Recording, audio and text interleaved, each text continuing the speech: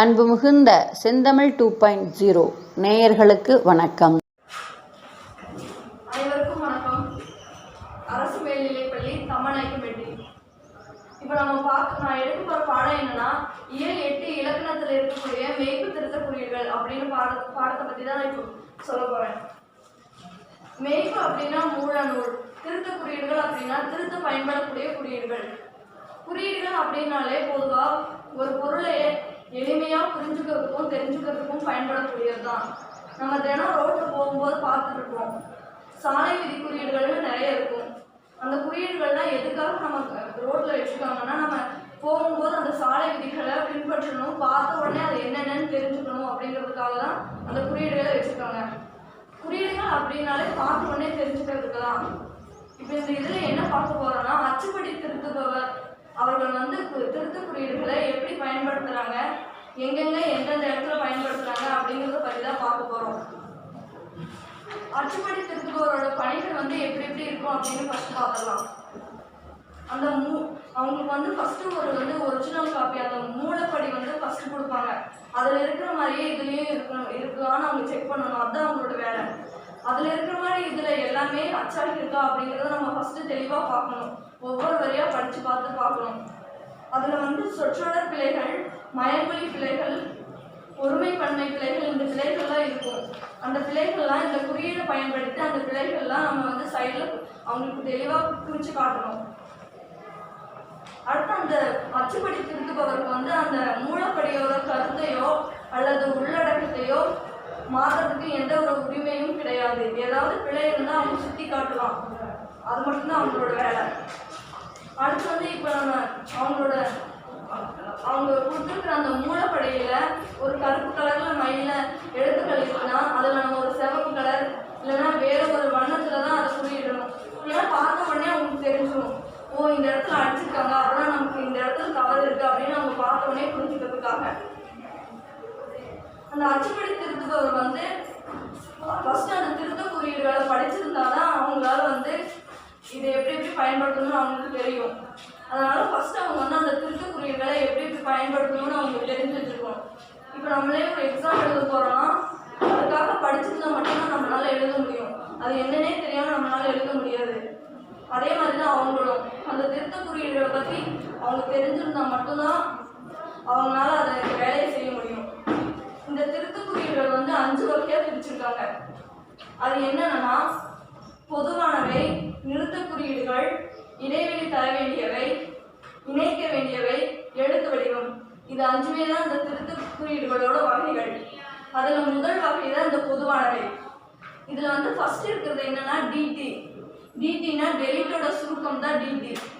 இது எதுக்காக பயன்படுதுன்னா, அச்சடித்திருக்கும் சொல்லையோ எழுத்தையோ நீக்குக. இப்போ ஏதாவது ஒரு வார்த்தையில் எடுத்துக்கிட்டா நான் இங்கே ஒரு வார்த்தை எழுதி காமிக்கிறேன்.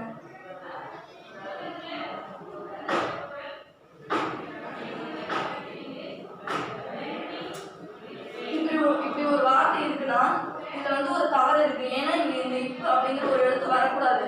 ஆனால் இங்கே இருக்கு. அப்படின்னா நம்ம என்ன பண்ணோம்னா, ஏதாவது வேற ஒரு முறையில் இப்படி ஒரு கோடு போட்டு டிடியும் போட்டு இங்கே ஒரு சாய்வான கோடு போட்டோன்னா அவங்களுக்கு தெரியும்.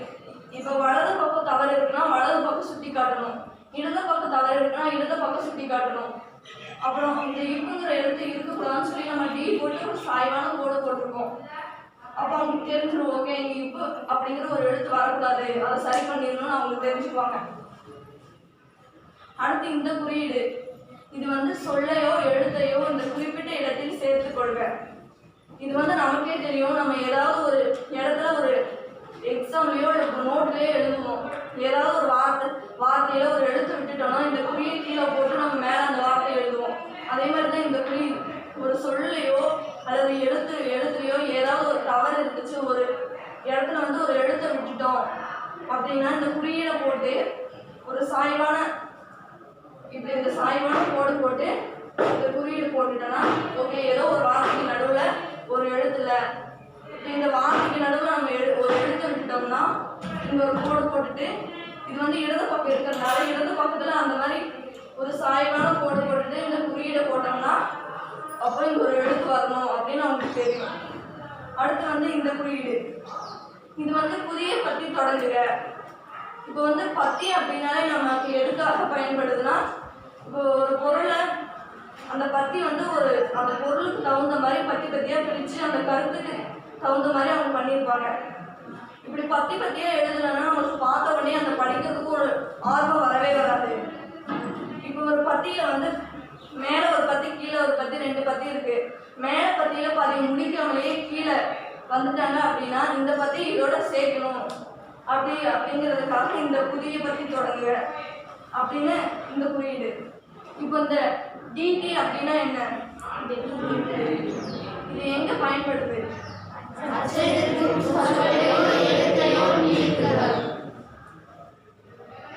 இந்த குறியீடு எதுக்காக பயன்படுது?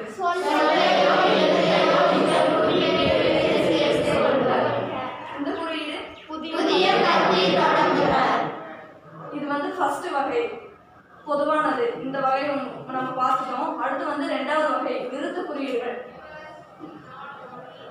இந்த குறியீடு நமக்கு ஃபர்ஸ்டே தெரிஞ்சுக்கணும். காழ்ப்புள்ளியை சேர்க்கவும். ஒரு வாக்கியத்தில் வந்து காழ்ப்புள்ளி அவங்க வைக்கல அப்படின்னா நம்ம அதை படித்து பார்த்துட்டு எங்கே வைக்கலையோ அங்கே ஒரு சின்ன கோடு போட்டுடணும். இப்போ இங்கே வந்து இங்கே அவங்க இந்த புள்ளி வைக்கலன்னா நம்ம இங்கே ஒரு கோடு போட்டுட்டு இந்த சைடில் வந்து இந்த காழ்ப்புள்ளி வச்சிட்டோம்னா இங்கே வந்து காழ்ப்புள்ளி வைக்கணும், அவங்க வைக்கல அப்படின்னு அவங்க வந்து தெரிஞ்சுக்குவாங்க. அடுத்து வந்து அரைப்புள்ளியை சேர்க்கவும். இதுவும் அதே மாதிரி தான். எங்கேயாவது அரைப்புள்ளி சேர்க்கலன்னா இந்த சாய்வான கோடை போட்டு அந்த அரைப்புள்ளியை வச்சிட்டோம்னா இங்கே அரைப்புள்ளி சேர்க்கணும்னு அவங்க தெரிஞ்சுக்குவாங்க. அடுத்து வந்து முற்றுப்புள்ளி இடவும். ஒரு வாக்கியம் வந்து முற்று பெறதுக்கு வந்து முற்றுப்புள்ளி ஒரு காரணமாக இருக்குது. அந்த முற்றுப்புள்ளி இடலைன்னா அந்த வாக்கியம் முற்று பெறலைன்னு அர்த்தம். நம்ம இங்கே வந்து இந்த முற்றுப்புள்ளி வைக்கலன்னா இங்கே ஒரு கோடு போட்டு இங்கே ஒரு முற்றுப்புள்ளி வச்சிட்டோம்னா இங்கே முற்றுப்புள்ளி வைக்கணும்னு அவங்களுக்கு தெரியும். அப்படின்னா நம்ம ஒரு சாய்வான கோடு போட்டு தான் அந்த நிறுத்த குறியீடுகள் வந்து குறிக்கணும். சும்மா அப்படியே வைக்கக்கூடாது. ஒரு சாய்வான கோடு போட்டு தான் வைக்கணும். அடுத்தது வந்து வினாக்குறி அடையாளம் இடவும். இந்த வினாக்குறி வந்து கேள்வி கேட்கறது, வினா கேட்குற மாதிரி இருக்கிற இடத்துல தான் இந்த வினாக்குறி பயன்படும். இந்த வினாக்குறியை அவங்க கேள்வி கேட்குற மாதிரி வந்துச்சு ஒரு வாக்கியம், அங்கே வந்து அவங்க வினாக்குறி போடலை அப்படின்னா அந்த சாய்வான கோடை போட்டு நம்ம வினாக்குறியை போட்டுருணும். அப்படி போட்டால் அவங்களுக்கு தெரியும் அவங்க வந்து போடலை வினாக்குறி அப்படின்னு. அடுத்து வந்து வியப்புக்குறியை சேர்த்து கொள்ளவும். இதுதான் வியப்புக்குறி. இது வந்து நம்மளோட உணர்ச்சிகளை வெளிக்காட்டுற விதமாக இருக்கிறது தான் இந்த வியப்புக்குறி. இந்த வியப்புக்குறியை போடலாம்னா அங்கே சாய்வான கோடை போட்டு இங்கே வியப்புக்குறியாக வைக்கணும். அடுத்து முக்கால் புள்ளி சேர்க்கவும். இதுவும் அதே மாதிரி தான். இப்போ இந்த கால் புள்ளி சேர்க்கவும் இதெல்லாம் உங்களுக்கு ஃபஸ்ட்டே தெரியும், நிறுத்த குறியீடுகள்லாம். அடுத்து வந்து இது 2வது வகை. அடுத்து 3வது வகை வந்து இடைவெளி தர வேண்டியவை. இந்த குறியீடு எதுக்காக பயன்படுதுன்னா, சொற்களை அல்லது எழுத்துக்களை சேர்க்கவும், இடைவெளி விட வேண்டாம். இப்போ ஏதாவது ஒரு சொல் வந்து எழுதிக்கலாம எடுத்துக்காட்டுக்காக உங்களுக்கு புரியணும் அப்படிங்கிறதுக்காக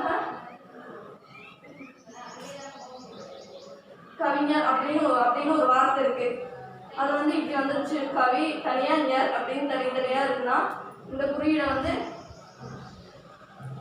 இங்க ஒரு கோடு போட்டுக்கணும். இந்த குறியீடு ஒரு சாய்வான கோடு போட்டுட்டோம்னா இந்த ரெண்டுக்கும் நடுவில் இடைவெளி வரக்கூடாது, இப்படி சேர்த்து தான் வரணும் அப்படின்னு அவங்க வந்து அந்த குறியீடை பார்த்த உடனே தெரிஞ்சுக்குவாங்க. அடுத்து வந்து இந்த குறியீடு எதுக்காகனா, பத்திகளுக்கு இடையில், வரிகளுக்கு இடையில், சொற்களுக்கு இடையில் இடைவெளி தருக. இப்போ வந்து ஒரு வார்த்தை எழுதிக்கலாம்.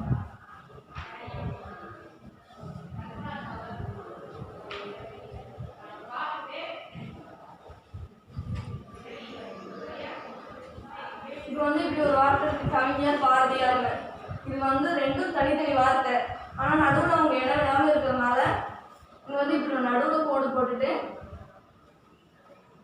ஒரு சாய்வான கோடு போட்டு இந்த குறியீடு போட்டுட்டோம்னா இந்த ரெண்டுக்கும் நடுவில் இடைவெளி வரணும் அப்படின்னு அர்த்தம். இப்போ இந்த குறியீடு எதுக்காக பயன்படுத்தி சொல்லுங்க.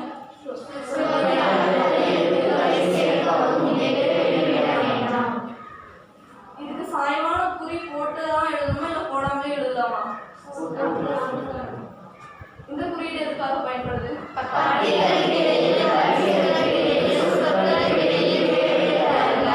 இது வந்து 3வது வகை.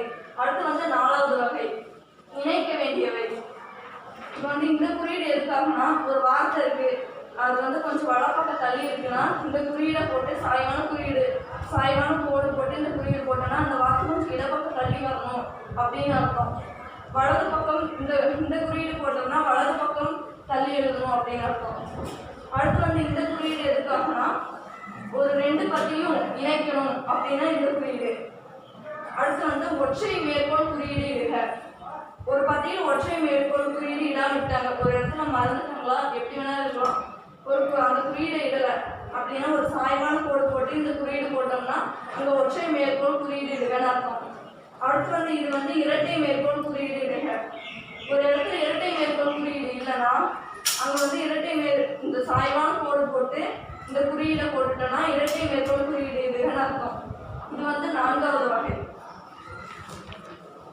அடுத்து வந்து 5வது வகை எழுத்து வடிவம். அது வந்து ஃபர்ஸ்ட் அதில் என்ன இருக்குன்னா அன்போடு வழக்கமான எழுத்தில் மாற்றுக. இப்போ ஒரு பத்தியில் தேவையில்லாத இடத்துல ஒரு வார்த்தை வந்து தடித்த எழுத்துல கொடுத்துருக்காங்க. நம்ம பொதுவாக தடித்த எழுத்துல என்ன வார்த்தை எழுதணும்னா முக்கியமான வார்த்தை. ஒருத்தரை பற்றி எழுதும்போது அவங்களோட பெருமைகளை சொல்கிற மாதிரியும் அந்த மாதிரி இதுதான் தடித்த எழுத்துல எழுதுவோம்.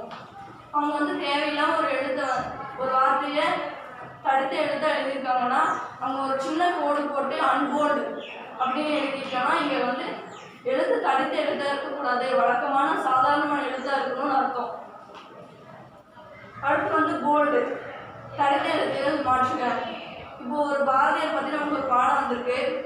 அந்த பாடத்தில் வந்து பாரதியாரோட பெருமை சொல்கிற ஒரு வார்த்தை, அந்த வார்த்தையை வந்து தடுத்த எழுத்துல எழுதாமல் சாதாரண எழுத்துல எழுதிட்டாங்கன்னா அங்கே வந்து தடுத்த எழுத்துல வரணும் அப்படின்னா ஒரு சின்ன கோடு போட்டு போல்டு அப்படின்னு சைடில் பக்கவாட்டில் எழுதிட்டோம்னா அதை தடுத்த எழுத்தான் மாற்றணும்னு அர்த்தம்.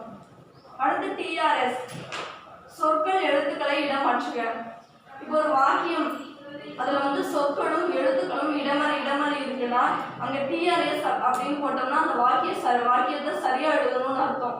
இடமாறி இருக்கு அந்த வாக்கியம், அதெல்லாம் சொற்களும் எழுத்துக்களும் இடமாறி இருக்கு, அதை சரியாக எழுதணும்னு அர்த்தம். அடுத்து ஐசி எழுத்துருவை சிறியதாக ஆக்குக. அந்த எழுத்து வந்து பெருசா இருக்கு, அதை சின்னதாக மாற்றணும்னா அந்த ஐசி. இப்போ வழக்கமான எழுத்தில் மாற்றுக அப்படிங்கிறதுக்கு வந்து நம்ம எந்த குறியீடை பயன்படுத்தணும்? டிஆர்எஸ் அப்படிங்கிற குறியீடு எதுக்காக பயன்படுது? ஐசி அப்படிங்கிற குறியீடு எதுக்காக பயன்படுது? இப்போ ஒரு எழுத்தை தடித்த எழுத்தா மாற்றணும் அப்படின்னா அதுக்கு எந்த குறியீடு பயன்படுது? இப்போ இது 5 தான் திருத்த குறியீடுகளோட வகைகள். அடுத்து வந்து திருத்த குறியீடுகளுக்கு வந்து தமிழ் பெயர்கள் பார்க்கலாம். அப்பாஸ்ட்ரபி அப்படின்னா எழுத்துக்குறை, செமிகோலன் அரைப்புள்ளி, கோலன்னா colon dash, ditto mark dash, bar, brackets, double brackets, large brackets. இந்த திருத்த குறியீடுகள்லாம் நீங்கள் நல்லா தெரிஞ்சுட்டு இருப்பீங்கன்னு நினைக்கிறேன். இந்த திருத்த குறியீடுகள்லாம் எதுக்காக பயன்படுதுன்னா நமக்கு எதிர்காலத்தில் ஒரு வேலை வாய்ப்புக்காகவும் அல்லது ஒரு வழிகாட்டியாகவும் நமக்கு பயன்படுது. அடுத்து இந்த திருத்த குறியீடுகளில் வந்து இந்த 5 வகையில் ஏதாவது ஒரு வகையில் வந்து யாராவது ஒருத்தர் எந்திரிச்சு சொல்லுங்க, இது எதுக்காக பயன்படுது, இந்த திருத்த குறியீடுகள் எதுக்காக பயன்படுதுங்க?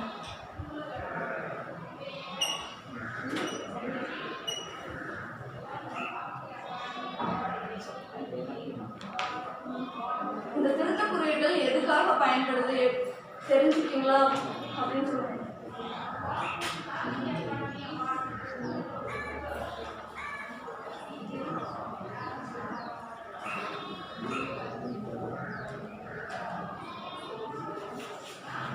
மூல நூலில் இருக்கிற தப்புகளை சுட்டி காட்ட வந்து பயன்படுது. அப்புறம் வந்து நான் சொன்ன மாதிரி இந்த வேலை வாய்ப்புக்காகவும் இந்த திருத்தக்குறிகளை அச்சுப்படி திருத்துவோர் அந்த பணிக்கு நம்ம இதை தெரிஞ்சு வச்சுருந்தோம்னா அந்த பணிக்கு நம்ம போகலாம். எனக்கு இந்த வாய்ப்பை கொடுத்த தலைமை ஆசிரியர் அவர்களுக்கும் பள்ளி ஆசிரியர்களுக்கும் நன்றி. அன்பு நேயர்களே, இந்த பகுதி உங்களுக்கு பிடிச்சிருந்ததுன்னா எங்கள் செந்தமிழ் 2.0 சேனலை சப்ஸ்கிரைப் பண்ணுங்கள், லைக் பண்ணுங்கள், உங்களுடைய நண்பர்களுக்கு ஷேர் பண்ணுங்கள். மறக்காமல் உங்களுடைய கமெண்ட்ஸ் எதுவானாலும் எங்களுக்கு போஸ்ட் பண்ணுங்கள். நன்றி, வணக்கம்.